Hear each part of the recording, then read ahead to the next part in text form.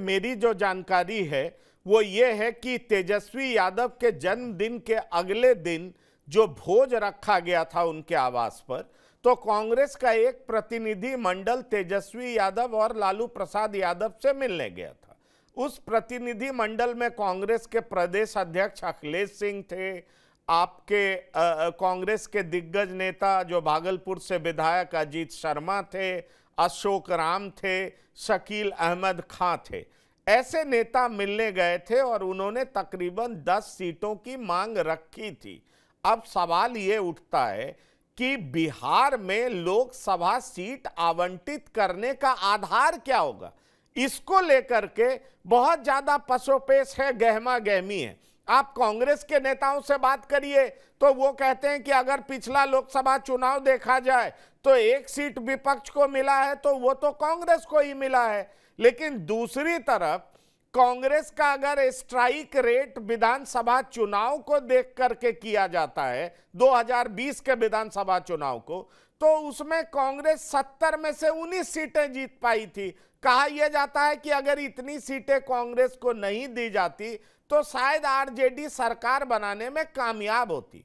अब डॉक्टर संजय, सवाल ये उठता है कि नीतीश कुमार के पास पहले से 16 सांसद हैं, बचे 24 सांसद, 24 में से 10 की मांग कांग्रेस कर रही है। तो अब सवाल ये उठता है कि नीतीश और लालू कांग्रेस को कितनी सीटें देने के लिए तैयार होंगे, लेफ्ट को कितनी सीटें देने के लिए तैयार होंगे, कौन कौन सी सीटें देने को तैयार होंगे। ये तमाम ऐसे सवाल हैं जिनके जवाब अगर आप अलग अलग दल से बात करें तो आपको एक समाधान नजर नहीं आएगा। उनकी बातों में एक समाधान नजर नहीं आता है। ऐसे में ये लोग जब अक्रॉस द टेबल बैठेंगे तो इसका समाधान किस तरीके से निकालेंगे, ये समझ से परे है।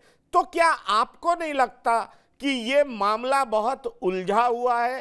कांग्रेस इसको जानबूझ करके और उलझा रही है, क्योंकि लोकसभा चुनाव के निकट जितना समीप, लोकसभा चुनाव के समीप जितना समय ये आ जाएगा, टिकट डिस्ट्रीब्यूशन उतना ही डिफिकल्ट हो जाएगा। पर उसके साथ ही साथ नीतीश के लिए विकल्प भी बंद हो जाएंगे। नीतीश किसी और विकल्प के बारे में सोच भी नहीं पाएंगे। बहुत अच्छा, बहुत अच्छे आपने एंडिंग के साथ इसको छोड़ा कि विकल्पहीनता के शिकार हो जाएंगे नीतीश कुमार। बिल्कुल आपने सही कहा। देखिए, स्ट्राइक रेट की बात आप करेंगे तो सीपीआई-एमएल की बात मैं कर रहा हूं। 16 सीटें उनको दी गई थी और 12 उनके एमएलए जीत गए। तो माले तो कहेगा कि हमारा स्ट्राइक रेट तो सबसे अच्छा है। जितनी भी पार्टियां हैं जो गठबंधन में हैं, उसमें स्ट्राइक रेट अगर आधार बनाते हैं आप, तो स्ट्राइक रेट में तो हमारा स्ट्राइक रेट बहुत अच्छा है। तो हमको तो कम से कम 5 एमपी चाहिए, और अगर नहीं दीजिएगा तो ठीक है, हम अपने तरीके से चीजों को सोचेंगे। बिल्कुल उलझा हुआ है। और दूसरी चीज जो आपने कहा, बल्कि हमारे उत्तर को आपने अपने प्रश्न में ही स्पष्ट कर दिया।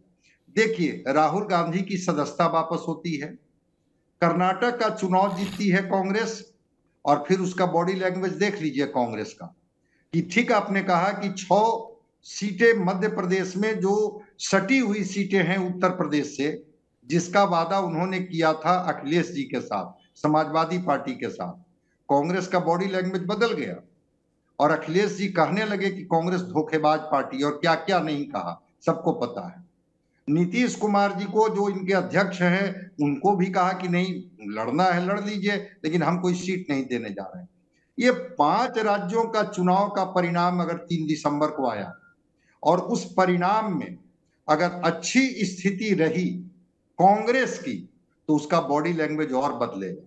तो इस संभावना से भी नहीं इनकार किया जा सकता है कि 3 दिसंबर के पहले ये लोग कोई समीकरण की बात ये कर लें कि भाई सीट शेयरिंग का फॉर्मूला क्या हो, ताकि कुछ उसकी पृष्ठभूमि तो तैयार हो जाए।